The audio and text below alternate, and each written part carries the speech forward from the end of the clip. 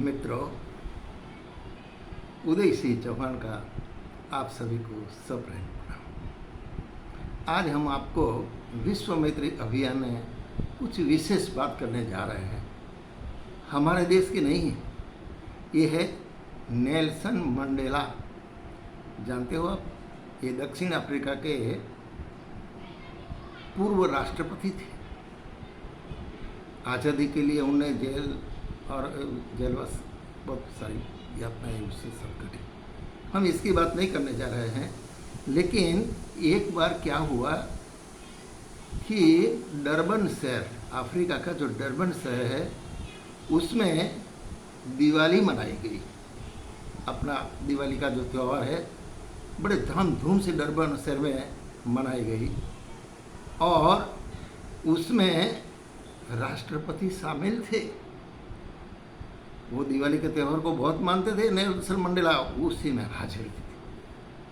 उसी वक्त उसने एक यादगार प्रवचन सभी के सामने दिवाली के महोत्सव में किया।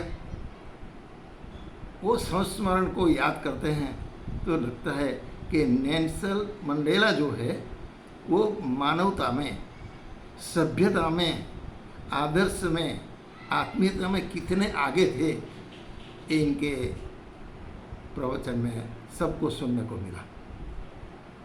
इन्होंने कहा कि समृद्धि, शांति और आशा के लिए सब लोगों को आगे बढ़ना चाहिए। क्या कहा? उन्हें अपने प्रवचन में सब लोगों को उद्बोधन करते हुए कहा कि समृद्धि, शांति और आशा को बढ़ाने के लिए सबको आगे आना चाहिए। एक बार उन्होंने अपना एक यादगार संस्मरण सुनाते हुए कहा कि मैं उस वक्त रोबन आइलैंड पर था। कौन कहता है? Nelson Mandela. मैं एक बार रोबन आइलैंड पर दिवाली का उत्सव था, मैं वहाँ था और सब हिंदुओं के बीच में मुझे बहुत आनंद आ रहा था उत्सव में। उसी वक्त मेरे दो फ्रेंड, दो मित्र, एक था कैप्टाउन का मिस्टर गोवंदर और दूसरा था प्रिटोरिया के मिस्टर पदयाची। इनको याद करके उनके संस्मरण सुनाते हुए उन्होंने कहा कि देखो, उस उत्सव में हम सब साथ में थे, तो जब भी हम इकट्ठे होते थे तो ये हमारे दोनों मित्र मेरे लिए मिठाई लाते थे। दिवाली के पर्व में जब महोत्सव उसके मनाते थे, तब ये दोनों मित्र मिठाई लेके आते थे नेल्सन मंडेला के लिए, उसने बताया। लेकिन भाई साहब, उसी वक्त ये होता था, मुझे बहुत दुख होता था, बहुत परेशानी होती, मैं समझ नहीं सकता, क्योंकि इनके जो अधिकारी थे तो वो जो मिठाई लाते थे मेरे मित्र, वो मिठाई को हिंदुओं में बांटते थे, हम लोगों को नहीं देते थे। उन्होंने कहा कि ये तो मात्र हिंदुओं के लिए है। तब मुझे लगा कि मानवता के पक्षधर भारतवर्ष, भारतीय संस्कृति के जिसमें मानवता 16 कलाओं से खिली है, इसमें ऐसा भेदभाव क्यों? इसको देना, इसको नहीं देना, ये हमको बहुत दुख लगता। भारतीय सभ्यता की मानवता मैं गौरव के साथ उसको मानता हूँ, उसने कहा। आगे उनने बताया कि ये जो दिवाली का त्यौहार है, दीपावली का, वो 5000 वर्ष पुराना है और उस उत्सव से मुझे बहुत ज़्यादा लगाव है। मैं हिंदुओं के बीच में रहा हूँ, मुझे बहुत लगाव है। इससे मैं इतना प्रभावित हूँ कि इसकी जो सीख है, उसका जो बोध है, वो अगर हमारे जीवन में आ जाए, भाई सब कल्याण हो जाए। इसलिए अपने उद्बोधन ने सबको ये सुनाया। तो इसने कहा आगे कि अफ्रीका जो है, तो अफ्रीका की अलग संस्कृति है, अलग समृद्धि है।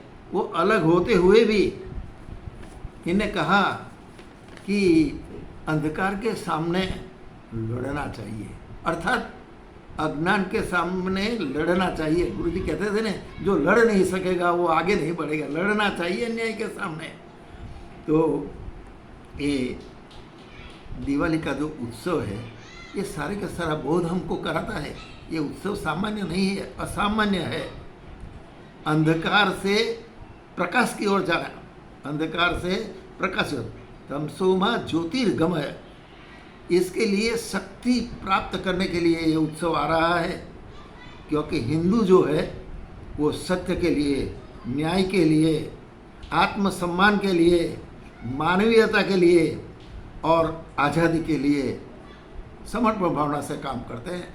भारतीयों के लिए उनको मन में बहुत भाव था, बहुत ज्ञान था। अफ्रीकन नेशनल कांग्रेस पार्टी, इनका जब गठन किया गया अफ्रीका में, तब ये उपरोक्त सारी की सारी बातें इसमें कही कि जो जो नियम है, न्याय, सत्य, आत्मसम्मान, मानवीयता, सारे के सारे गुणों अपनी ये संगठन समिति में, ये अफ्रीकन नेशनल कांग्रेस में होने चाहिए। और इन्हें ये भी कहा कि हम उज्जवल भविष्य की ओर जा रहे हैं, उज्जवल भविष्य हमारे के लिए मोटो है, हम इनके लिए काम करेंगे और एकता के लिए हम आगे बढ़ेंगे। ये सारी की सारी नीति विषयक बातें उनने वो कांग्रेस की जो बनाई, गठन किया, उससे बताई थी।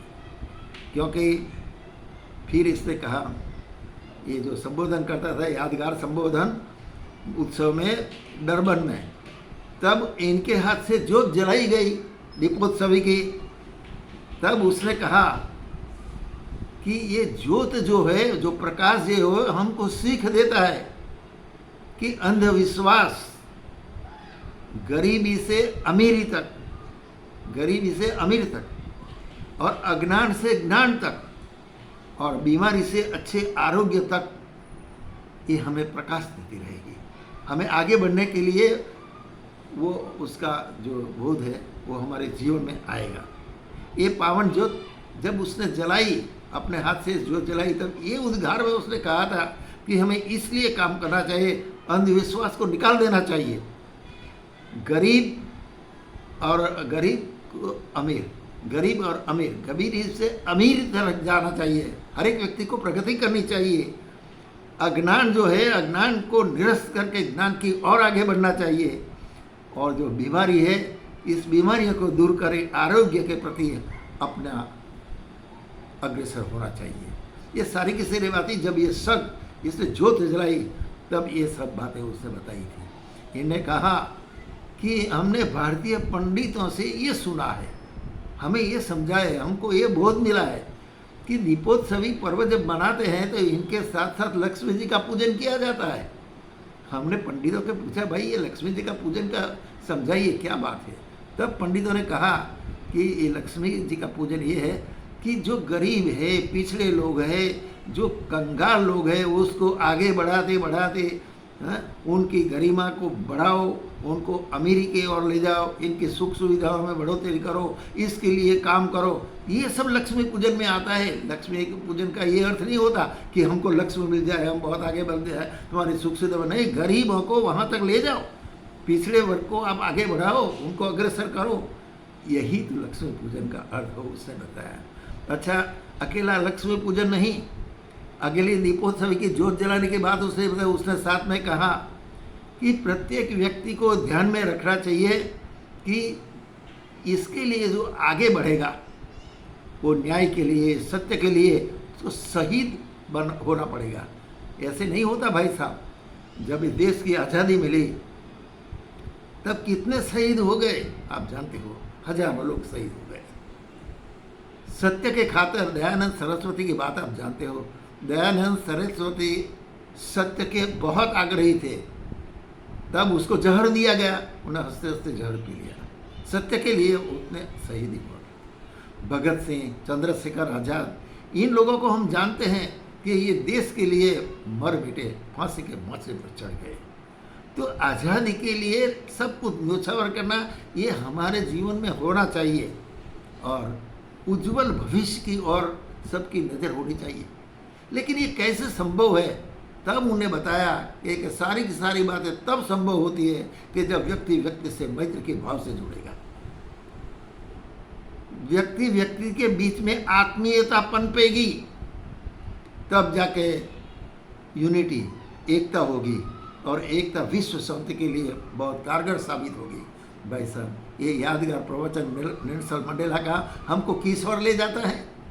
मैत्री की ओर, शांति की ओर, प्रगति की ओर, न्याय की ओर, सत्य की ओर।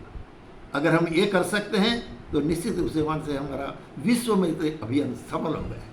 हम आशा रखते हैं, विश्वास भी रखते हैं कि हमारे समझदार भारतीय संस्कृति के साथ में जो जुड़ गए वे सब इस बात को अपने जीवन में धारण करेंगे, विश्व मैत्री के लिए आगे आएंगे, अपने संपर्क क्षेत्र में वो उसको बढ़ाएंगे। इस आशा के साथ आज का ये विश्व मैत्री अभियान की कड़ी में यहाँ समाप्त करता हूँ। आप सभी को उदय सिंह चौहान का सप्रेम प्रणाम।